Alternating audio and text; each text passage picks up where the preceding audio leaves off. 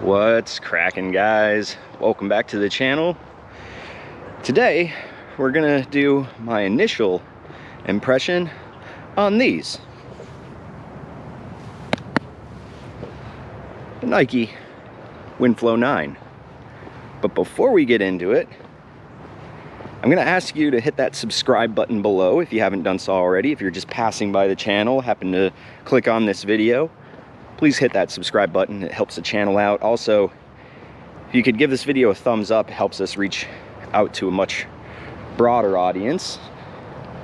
Also, click the bell for notifications on when new content gets dropped. All right, guys, so before we get into my take on these shoes, I got some running footage for you. Check it out.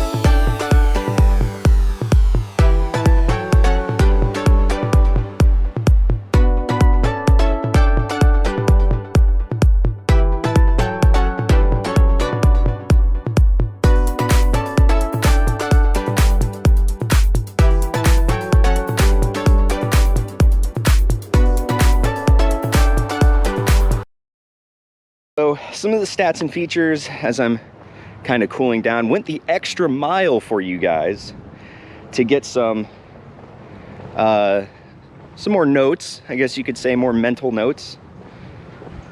So these shoes use a translucent mesh upper. It is a little bit more breathable than the previous version, than the Winflo 8. The toe box is also a little bit wider, a little bit more accommodating. Also feels like it has a little bit more volume to it, so you can kind of wiggle your toes around a little bit more. And so the midfoot is not gusseted. The tongue is not gusseted in this version. Kind of upsetting because previous versions have been gusseted. But what Nike did do is they took a little note from the Zoom Fly 5 and they put two fabric pieces on the medial and lateral sides of your feet that attach to the lace loop system that they have to provide a little extra lockdown over the midfoot. And it does do very well. The tongue lays on top of your foot very well, very much like the Winflo 5. Or not the Winflo 5, the Zoom Fly 5. So it does a pretty good job there. The heel cup area feels very much like the Pegasus 39. It's got a nice little heel flare to it. Really locked down feel, nice heel cup, heel counter. Feels very good. Doesn't feel as low cut as the Winflo 8, which isn't a bad thing because I think it just provides a little bit extra stability for you. So yeah, that's kind of the upper. So I'm gonna save the midsole for last. because the outsole, pretty basic, so I'm just gonna hit that real quick. Outsole has that waffle design to it, that waffle pattern that Nike is known for. Very, again, Pegasus-like. It seems very durable, has a ton of traction. Early this morning, humidity's really high, roads were a little damp, sidewalks, so on and so forth, and felt confident. No slippage, no traction issues whatsoever. It also seems really durable in the, what, 15, 18 miles I've put in these shoes already. So my testing, I'll get into that here in a second. Midsole is, don't have really any stack height information on it, but just by looking at it, appears to be about 22 millimeters of stack height in the forefoot. Probably 10 mil drop, because that's typical Nike, so which means 32 in the heel. So right in the wheelhouse of a daily trainer. Can't knock them there. All right, the midsole has a full-length Nike Air unit.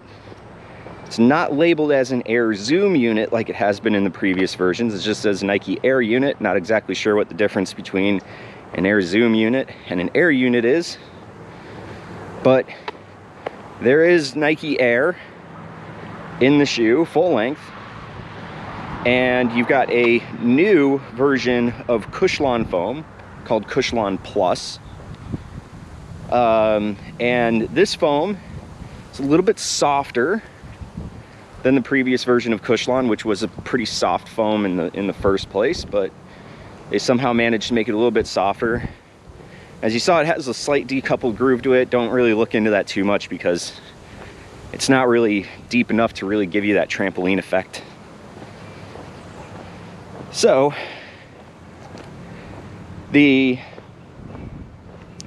but the way that it feels is very familiar to another shoe. All right, so how have I been running in these shoes? Well, right out of the box, I did 6.5 miles.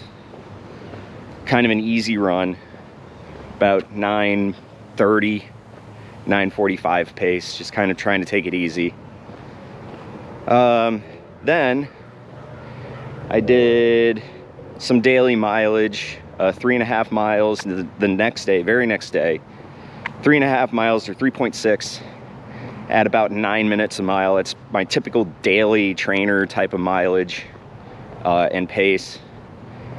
Yesterday did a 1 mile warm-up at easy pace, so 9:30, 9:45, somewhere around there. Then I did a 5x400 at my 5K pace, which is right around 7:15, 7:30 a mile, to get some faster efforts in. That's where I took some of the video footage from. And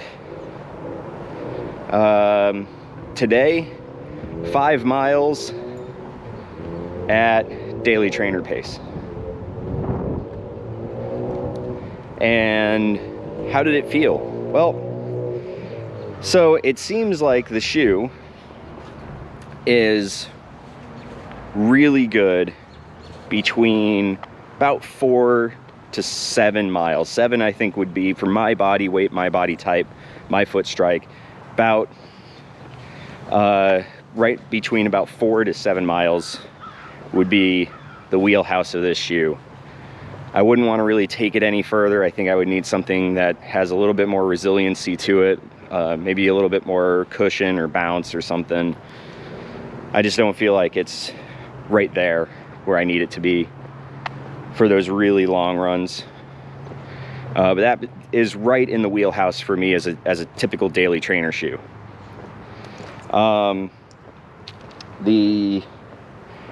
The other side of it, faster efforts, I was surprised with how well it turned over, how quick I was able to run. Didn't feel like I was really having to like push myself and fatigue myself to do those interval workouts. Just felt really good. And it's something I was, like I said, I was just really surprised with how much energy return I was actually getting out of these shoes. They felt more too cushioned out of the box that I was thinking, oh, I'm not going to get a lot of energy return out of these things when I do faster efforts. And yet, I was surprised. And then today on tired legs, very fatigued, was able to crank out about 5 miles. And again, as I'm closing in after 4 miles, I'm going, man, I just wish I had a little bit more cushion for today's run. So overall, thinking positive about these shoes. Now, price tag $100. Is it worth it? You know, as a daily trainer option, I'd throw it out there. However, you can get last year's models of a lot of shoes for right around the same price. You can get the Nova Blast 2, which is, I'll be honest with you, probably the closest to what these feel like is the Nova Blast 2.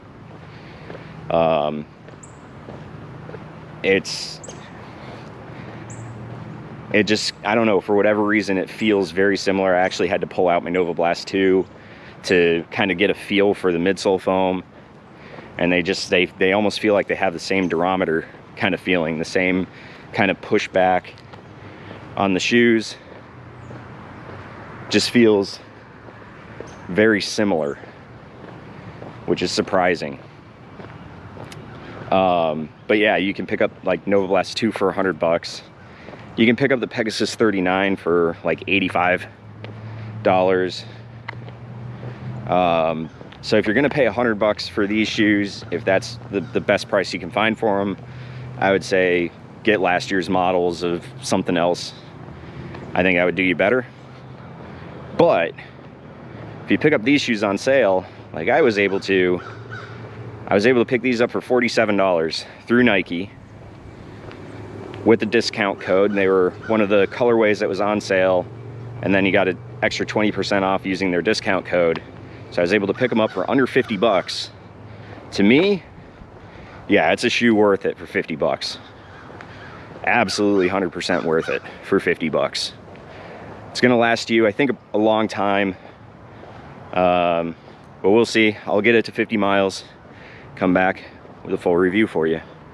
So until that time, like, subscribe, all that kind of stuff. Never pay full price for running shoes.